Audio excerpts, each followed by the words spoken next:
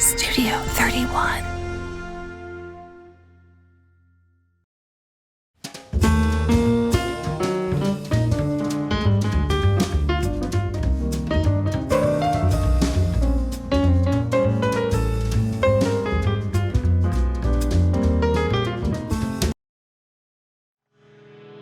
Coming up on Newswatch, Athens wakes up to a blanket of snow. We got a look at when we can expect more. Plus, President Biden announces the end of national and public health emergencies for COVID-19. And in sports, a big matchup in the TVC Hawking tonight could determine who takes the conference outright.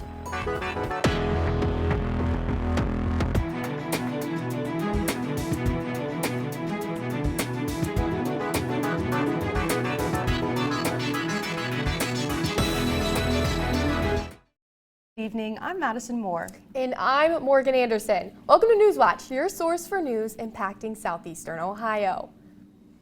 Athens woke up today in a winter wonderland after snow fell overnight across the area. That's right, Morgan.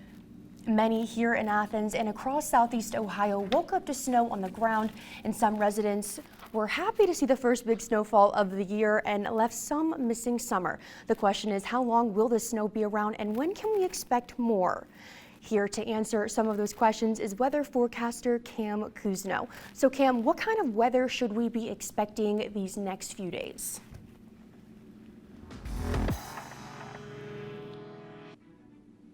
Thank you, Madison. And well, it doesn't look like we're going to be expecting much more snow.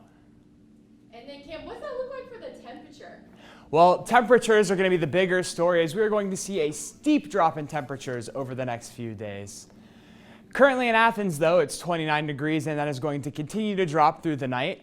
Skies are currently overcast. Wind is going to be a little quicker today from the north-northwest at 7 miles per hour, and our barometer is going to be rising. That snow is due to this big band of precipitation we see here over the south. That made its way up through the north and into Ohio and caused the sort of mixed precipitation headache that we saw.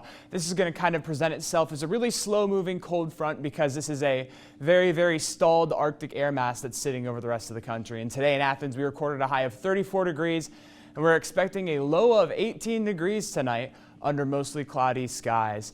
And for our current radar, we see another potential snow system sprouting up towards the Ozark Mountains, but those are not quite going to be expected to make their way to us. And that's all I have for our first look at the weather. Now to you, Morgan. Thanks, Cam. Pike County sheriffs arrest a man after the deputies say they found more than 40 dead dogs on his property. Authorities say they also found 80 sick and malnourished dogs and several dead chickens on the property. The 62-year-old Wyndon Sky was arrested for cruelty to companion animals, and additional charges are possible. Pike County deputies, when they arrived at the scene, said they found one dead dog appeared to have been tied to a tractor and beaten. Sky is being held on a $40,000 bond and is due in court on February 6th. However, you may have noticed that eggs have had a heftier price tag at the grocery store.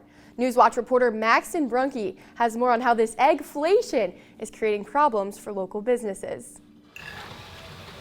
At Union Street Diner, they use a lot of eggs. I usually go through about 20 to 25 cases a week. And now, with the ongoing avian influenza outbreak in the U.S., the cost of eggs have skyrocketed. Before COVID, I was paying $9 a case, and they came in $180 per case.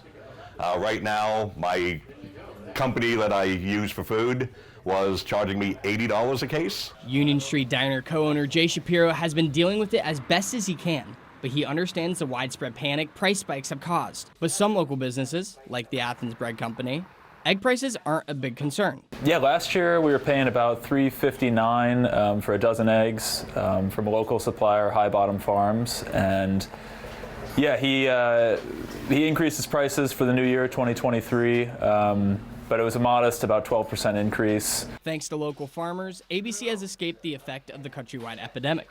Meanwhile, Shapiro is taking a different route. I've been going to Walmart. It's usually slightly lower than the company I'm using. Actually, we've been going driving to Marietta to get eggs because they've been like $3 to $4 case cheaper. And if I'm getting 40 cases at a time, it's saving me some money. For Newswatch, I'm Maxton Brunke. The U.S. Bureau of Labor Statistics says a dozen of large grade A eggs cost $1.78 in December of 2021. That price doubled in December of 2022 to $4.25. South Central Power Company will receive $255 million in loans from the U.S. Department of Agriculture. The loan is part of the USDA's Rural Development Electric Loan Program. South Central Power is one of the 3 companies in Ohio and one of the 64 utility companies in the country to share $2.7 billion. The money will be used to expand and modernize the country's rural electric grid.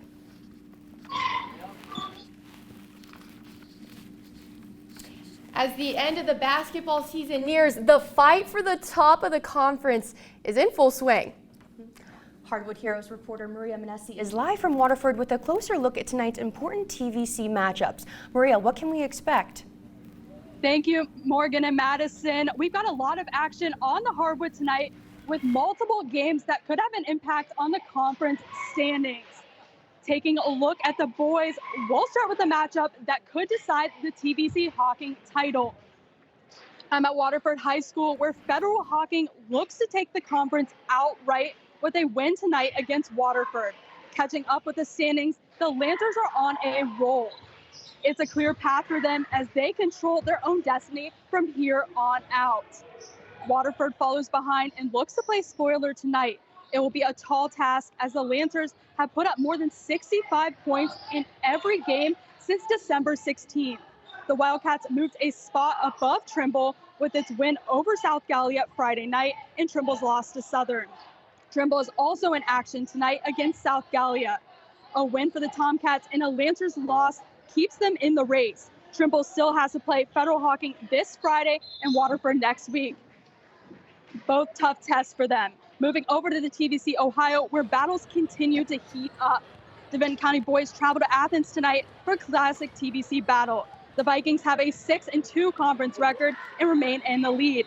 As the Bulldogs try and defend home court, be on the lookout for Landon Wheatley as he had a 31-point performance in a giant win for Athens against rival Alexander Friday. Speaking of Alexander, it is also in action tonight against the River Valley Raiders. It could be a big night for Kyler DiAgostino, who is just 7 points away from 2,000 career points. He has been a key contributor for the Spartans over his last 4 seasons and is knocking on the door of cementing his name in Alexander history. DiAgostino and the Spartans look to take care of business against the Raiders, who sit at the bottom of the TVC Ohio. As the regular season winds down, I'm excited to see how big matchups like this one have an impact on who's going to take home the conference crown. For all the latest, be sure to tune in to Hardwood Heroes Sunday night at 11 p.m. for all the latest on where your team stands in the conference. Now back to the desk. Maria, I am a Hardwood Heroes fan, so I can't wait to see what happens. Absolutely, me too. I'm so excited. West Virginia lawmakers are moving towards a ban on hormone therapy for minors in the state. The state's House Judiciary Committee voted to add the ban to a bill prohibiting gender-affirming surgery for minors. The committee's Democratic minority raised concerns about whether it could harm minors who already are at greater risk for mental health challenges. Republicans in support say they don't want to harm transgender and non-binary people, but they think minors should wait until they are older to make medical decisions for themselves. The bill now heads to the West Virginia House of Delegates. Coming up next, President Biden announces the end of COVID-19 national and public health emergencies and concerns over social media's effects on kids' mental health. These stories and more when Newswatch returns. Lucy Ware Webb was born here. As a young lady, as the wife of the governor, as the wife of the President of the United States, she's always the same person. Just a terrific lady. As residents of Chillicothe, we're very, very proud of her. To have a person of that character to represent this community, small as it is, in the White House.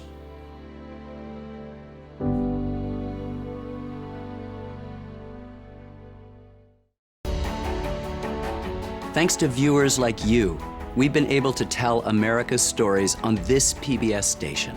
Help us continue to tell these stories now and for future generations by including this station in your charitable plans. Supporting this PBS station through a gift of securities is easy. To find out more, call the number on your screen or visit this website. Thank you.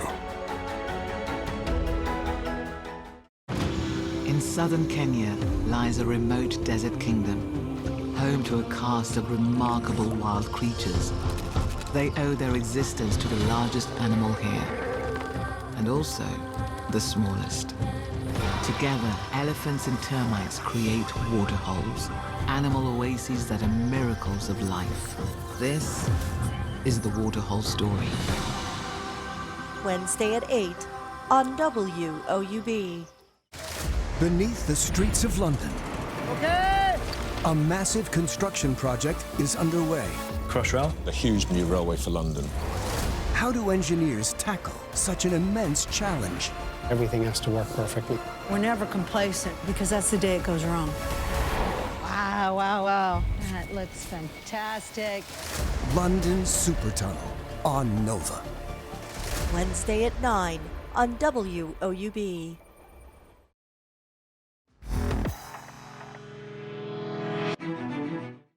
Welcome back. President Biden announces the plan to end the national and public health emergencies from the COVID-19 pandemic on May 11th. The end of these declared emergencies will mean the end of free tests and treatments for many Americans, along with other social benefits that help the nation cope with the pandemic.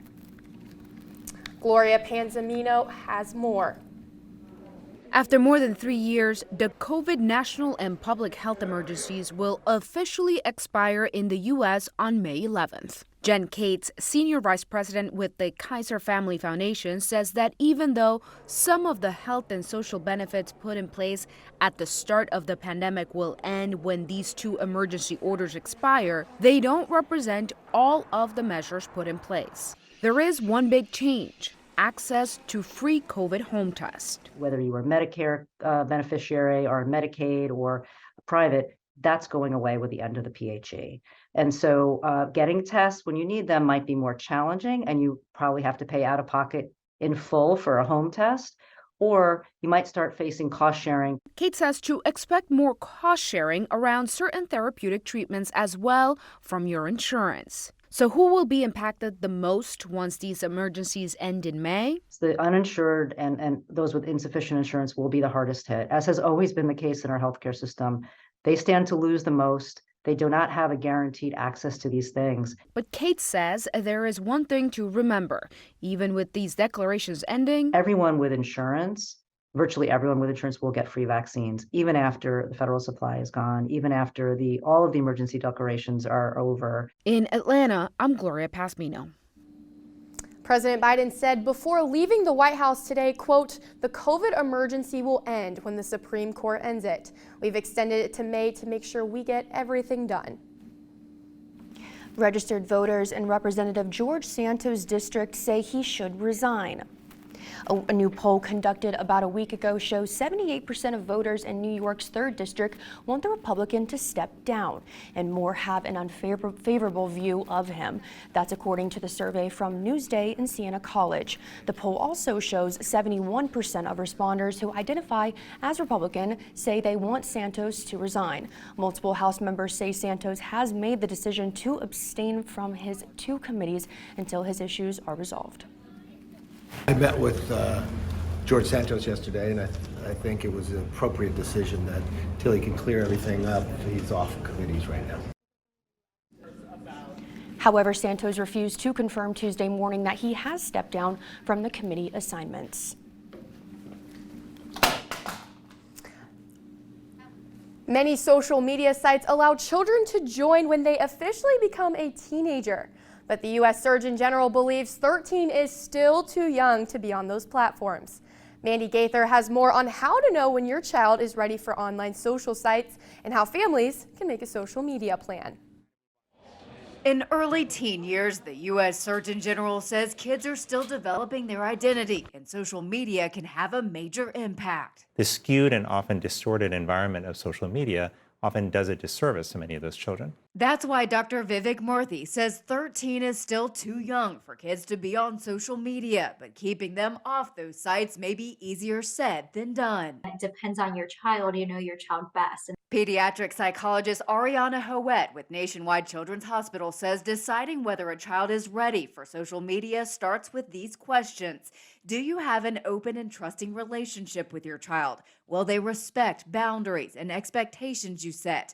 Will they come to you if there's a problem or concern? Also consider their personality. Do they really care about what others think about them? Or are they comfortable in their identity? How are they with peer pressure? Because again, social media is kind of opening the world to all of that. If you answer those questions and feel they're ready, Hoet says to set up a family social media plan. And you talk about the safety, you talk about what you're posting, how to interact with others, who you're following, and keep checking in with the child. And set limits. Consider taking devices away at bedtime so sleep isn't affected. Being ready doesn't mean I'm going to give them access to this thing and walk away. You still want to think about, how do I monitor? How do I continue to stay in a partnership with them on how they're using it? For Health Minute, I'm Mandy Gaither. If your child is struggling with a mental health issue, Hoet says those are extra considerations to think about when it comes to social media use. A deadly winter storm makes its way across the country. That story is still ahead. And for us here in Athens, we know temperatures are going to drop, but to what extent and when are we going to see some warmer weather again? That and more in my full forecast after the break.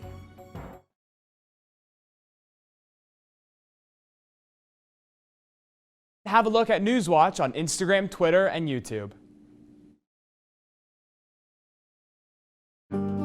We are at Adena Mansion and Gardens. This is where Ohio history began. They're in their writing, talking all night long about what they wanted Ohio to be. What type of state did they want Ohio to be? They wrote the Constitution, came out and saw the sun coming up over the Mount Logan Range. That is the inspiration for the Great Seal of Ohio.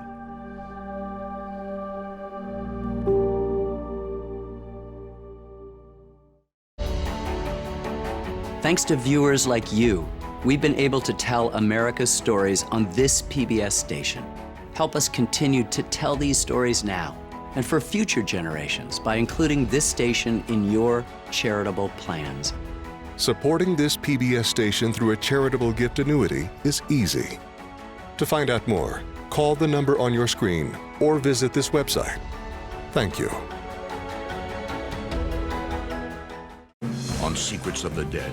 Welcome to the Dark Ages. An era of violence and chaos. There's plagues, there's civil war, the Saxons are just slaughtering everybody. Did the mythical King Arthur rise from this moment to unite Britain? Caliburn, is that Excalibur? Were the Dark Ages far different and far more prosperous than believed? This is people living well. This is people living very well. King Arthur's Lost Kingdom on Secrets of the Dead. Wednesday at 10 on WOUB. In southern Kenya lies a remote desert kingdom, home to a caste of remarkable wild creatures. They owe their existence to the largest animal here, and also the smallest.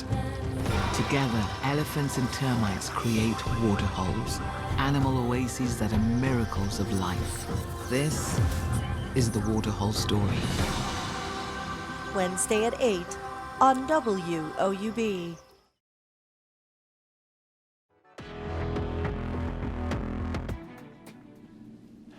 Good evening, everybody. I'm Newswatch forecaster Cam Kuzno, and I'm certain all of you have noticed that we had a wonderful blanket of snow over us this morning.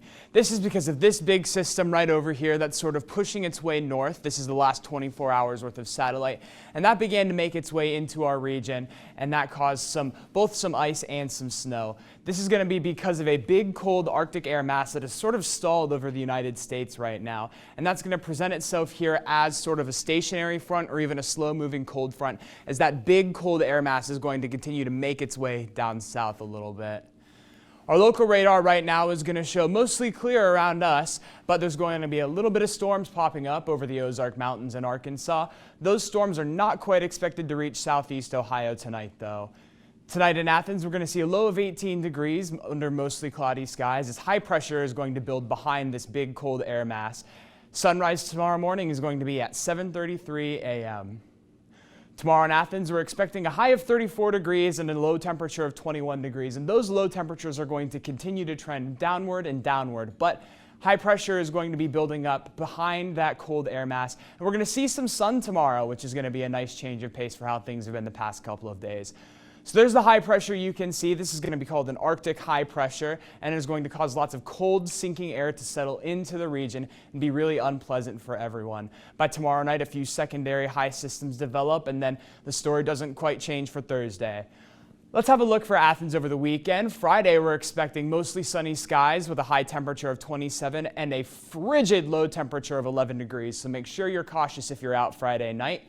Then by Saturday, we finally see an end to that cold trend, and we see things start to warm up just a little bit here. And then by Sunday, that trend is going to continue with a high of 35 degrees and a low of 26 degrees. And then that warming trend is going to sort of have the opposite effect happen. We're going to get lots of warm air rushing in from the Gulf. We're going to have a high temperature of 48 degrees on Monday and a low of 31. And then we'll finally be completely above freezing by Tuesday with a high of 51 and a low of 41. And a potential weather-making system will happen. We have a 50% chance of rain forecast. And that's all I have for our full look at the weather. Now, back to Madison Moore with some more details about how that winter storm affected the country. Thank you, Cam. A winter storm that has parts of the south and central U.S. in an icy grip is expected to intensify over the next 24 to 48 hours. Freezing temperatures and ice accumulation are canceling flights and bringing some highways to a standstill. Karen Kafa has more on the deadly storm. More than 40 million people from southeastern New Mexico to West Virginia are under various winter weather alerts. At least 2 people were killed in separate accidents in Texas, where forecasters say ice buildup will be the heaviest into Thursday. Slick roadways kept semis at a standstill near Fort Worth and toppled this sand truck not far away. Worsening conditions snarled sky traffic, too, with more than 3,000 related U.S. flight delays and cancellations, according to FlightAware. That wasn't a surprise to some awaiting flights in Dallas. We were taking a trip to a conference in Orlando, and I looked at the weather before we left, and I told my wife, I said, I have a feeling flights might get canceled. Should I do this or not? But I went ahead and did it anyway, and lo and behold, flights got canceled. The National Weather Service in Fort Worth says refreezing slush from Monday's accumulation will only worsen anticipated ice buildup. Officials are asking those in the affected areas to stay hunkered down, but if you must venture out, AAA says at least slow down. Give yourself enough time and enough space between you and the vehicle in front of you. Often what we see when we see a car in the ditch in these winter weather situations, it's a driver who was in too much of a hurry. They were going too fast and didn't give themselves enough time to react. I'm Karen Kafa reporting. The storm is expected to dissipate by Thursday afternoon. And after the break, how local high schools are now integrating esports into the mix. That story when Newswatch returns. But first, here's a look at what's coming up tonight on your public television station. In southern Kenya lies a remote desert kingdom, home to a cast of remarkable wild creatures. They owe their existence to the largest animal here, and also the smallest. Together, elephants and termites create waterholes, animal oases that are miracles of life. This is the Waterhole Story. Wednesday at 8 on WOUB.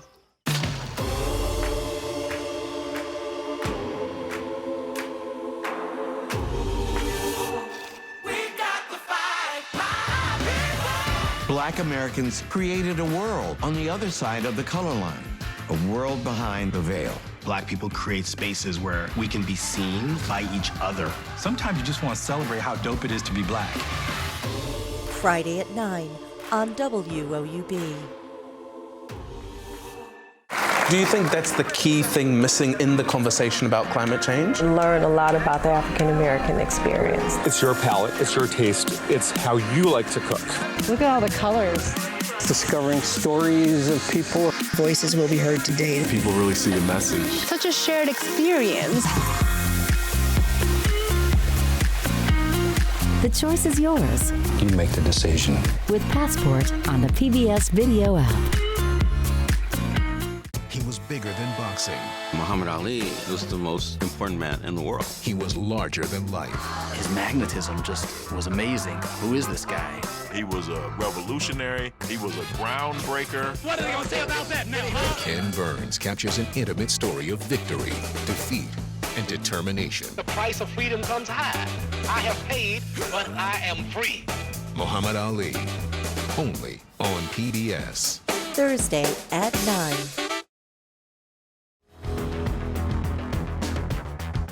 Welcome back. 250, that is the number of high school esports teams in the state, including some in Southeast Ohio. Those teams are going to be receiving extra support from an important organization.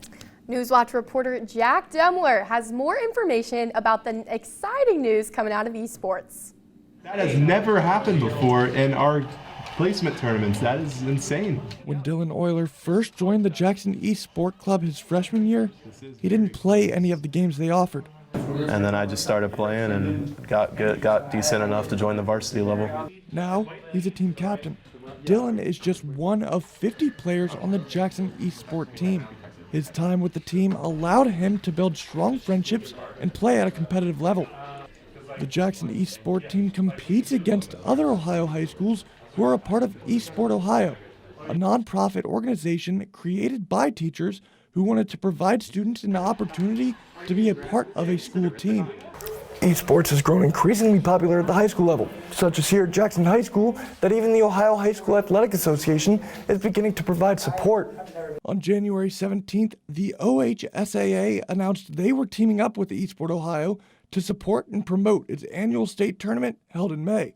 The support has team administrator Eric Siders and many others hopeful for what this could mean for esports as a whole. That legitimacy with parents, though, would be a good thing to have, so parents know that this isn't just their kids playing video games. There are constructive skills and there are benefits to playing esports in this competitive way. Siders says while he doesn't know what the support will look like, he's hopeful esports will soon be on the same level as other recognized sports like basketball and volleyball. Reporting for Newswatch, I'm Jack Demler in Jackson. The esports season will go from the end of January to the middle of March with a state tournament on May 20th held at the University of Akron. Yes, now let's hope a team for Southeast Ohio makes it. Fingers crossed, I hope so. Yes. Now we're going to toss to Cam for a look at your final weather. Thank you, Madison. And tonight we're expecting a low of 18 degrees, and that is going to continue to trend downward as the week progresses under some mostly cloudy skies. And sunset tonight was at 5:48 p.m. and we'll see sunrise tomorrow at 7:33. Tomorrow in Athens we're expecting a high of 34 degrees and a low of 21 degrees. And by Thursday, high pressure is going to continue into the region and cause the cooling trend to continue. And then later in the week, for the weekend, we see things start to warm up just a little bit by Saturday and Sunday, with it peaking in Tuesday. And that's all I have for your full look at the weather. Thank you so much, Cam. And finally tonight, keep an eye out for an unusual light in the sky.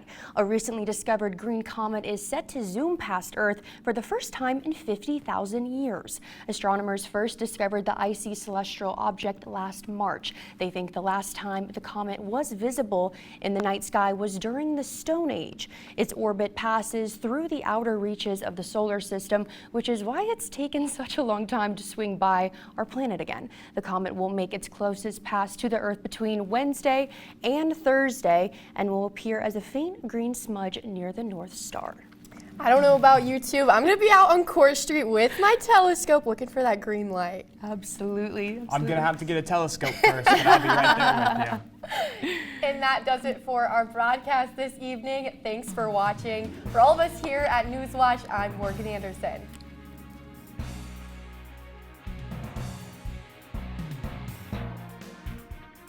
And I'm Madison Moore. Stay tuned for the PBS NewsHour coming up next. And remember, you can find the latest news anytime at WOUB.org or follow us on social media. Have a great night.